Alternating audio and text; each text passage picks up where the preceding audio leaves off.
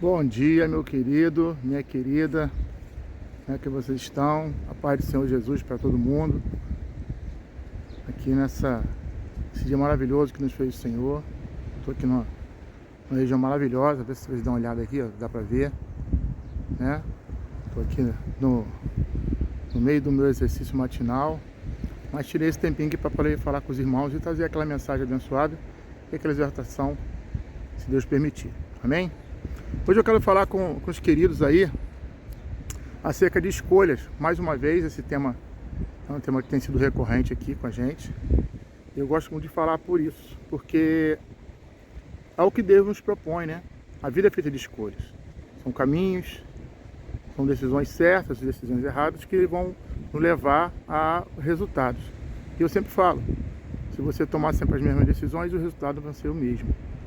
E se você quer mudar, você acha que precisa mudar, ou acha que pode ainda melhorar, é necessário que você tome algumas decisões que vai implicar nesse resultado. Tem vários textos na Bíblia que podem nos levar a essa direção, mas tem um texto interessante lá em Deuteronômio, capítulo 30, o verso talvez não me lembre agora, talvez seja verso 17, não importa. Mas Deus, ele falando para o seu povo, ele diz assim: eis que hoje põe diante de ti dois caminhos. Algumas versões são diferentes, né? Mas ele fala, a bênção ou a maldição. Porquanto, eu quero que vocês escolham a bênção. Ou seja, temos escolha. Mas Deus, ele tem um propósito, um plano para a nossa vida. Mas isso implica muito das nossas escolhas. Porque Ele é Pai, Ele é amor, Ele quer sempre nos ajudar. E quem é pai aqui, mãe, que está vivendo nesse vídeo, sabe o sentimento que nós nutrimos acerca da nossa prole. Mas muitas das vezes eles tomam decisões próprias, independente daquilo que nós aconselhamos, independente daquilo que nós ensinamos, independente daquilo que nós exemplificamos com a nossa vida, com nossas atitudes. E na maioria das vezes são caminhos que são caminhos de dores. Lá em Mateus, do capítulo 7, se eu não me engano, sim, capítulo 7, o verso eu também não me lembro, mas é o texto que fala sobre as duas portas. Enfim, depois você procura lá, Mateus 7. Sobre a porta estreita e a porta larga.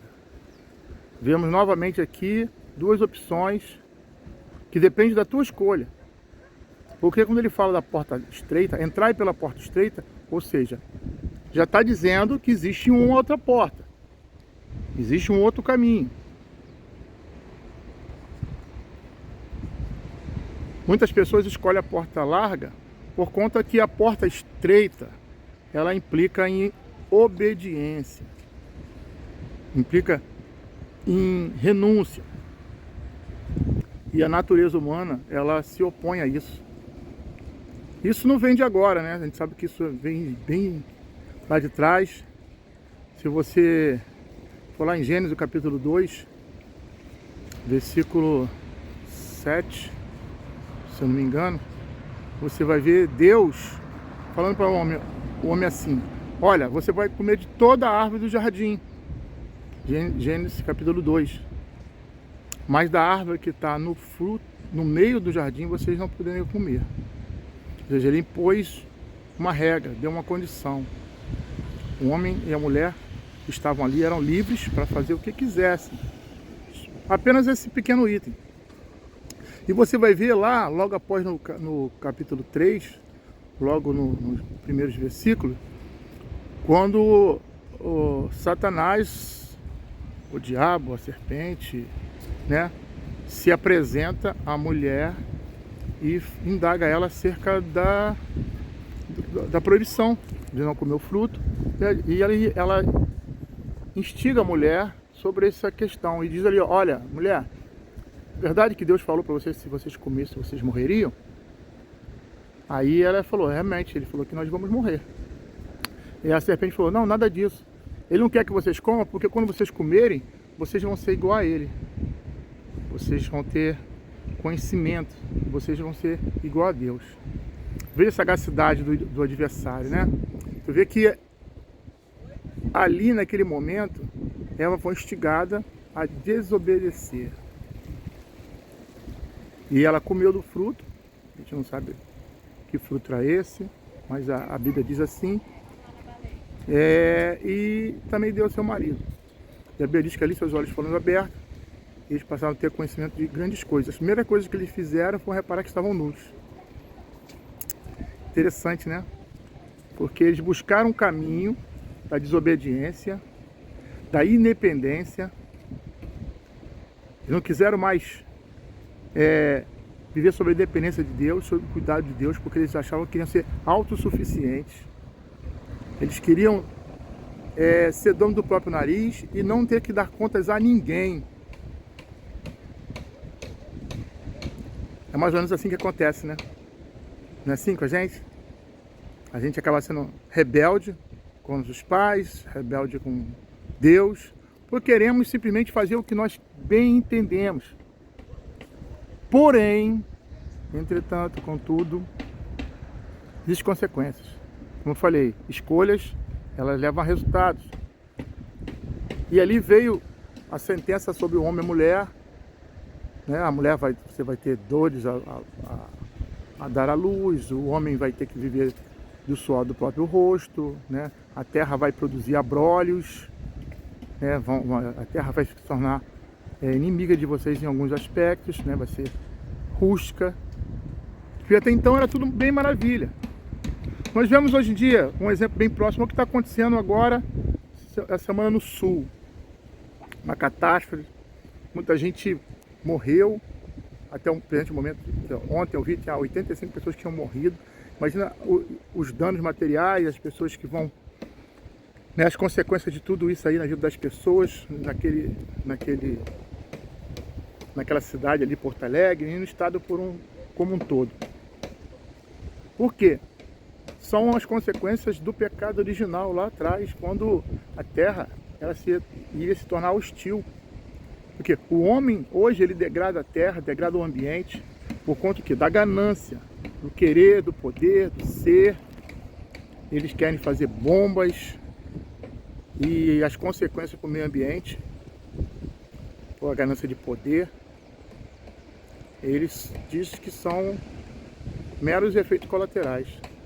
Porém, a terra, ela responde. E a resposta da terra são maremotos, tufões. Não que essas catástrofes nunca tiveram. Não é de agora. Mas o intervalo entre elas, essas grandes catástrofes, está diminuindo.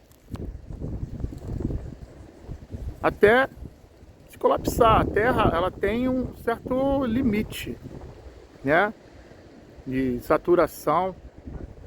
E eu creio que não seja por próximo, mas vai ter um dia que vai acabar os recursos, que já estão um pouco escassos, né? Então isso aí são consequências da má escolha lá atrás. E na nossa vida não é diferente. A gente vive coisas na nossa vida hoje que são consequências de escolhas erradas lá atrás. Nós vivemos coisas na nossa vida hoje que são consequências de atitudes arrogantes, muitas vezes, por não queremos ser obedientes, não queremos ser dependentes. E muita gente continua insistindo nesse erro. Ei, volte ao Senhor. Esse caminho torto, esse caminho errado, ele só vai te levar a essa situação na sua vida, a um caos, a uma desordem, a vergonha, a ruína, a enfermidades, principalmente da alma, mas também, muitas vezes, doenças psicossomáticas que vão ativar algumas células do seu corpo, e você vai sentir também dores físicas e muitas vezes doenças que a própria ciência já não consegue diagnosticar, porque elas não têm origem na matéria física, mas sim na matéria espiritual, para vir da alma.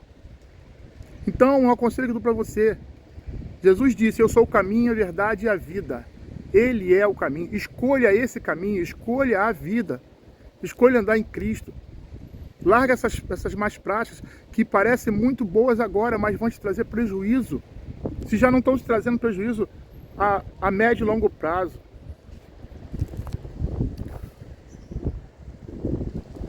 A boa notícia, porque se você está vendo esse vídeo, você está vivo. E se você está vivo, há esperança. Toma uma decisão hoje, uma decisão agora. Onde você está aí, comece a orar, comece a buscar o Senhor. E se você diz que não sabe orar, mas Deus sabe escutar, e Ele sabe ouvir, e a Bíblia diz que Ele não vai rejeitar a oração do justo. Não que nós sejamos justos, mas somos justificados por meio da fé e como pelo coração quebrantado, olhando para Cristo e reconhecendo que Ele é o único e suficiente Salvador. Toma essa decisão hoje, faça isso por você, pelos seus, e eu te garanto, você terá vida, e vida em abundância. Amém? Deus abençoe, bom resto do final de semana. Esse é o vídeo dessa semana que Deus nos permitiu fazer. Grande abraço, segue aí, curte, compartilha. A gente não quer crescer em rede social, mas eu gostaria que a mensagem chegasse a mais pessoas. Quem sabe essa mensagem não teve muito impacto para você nesse momento, mas talvez na vida de alguém possa fazer muita diferença.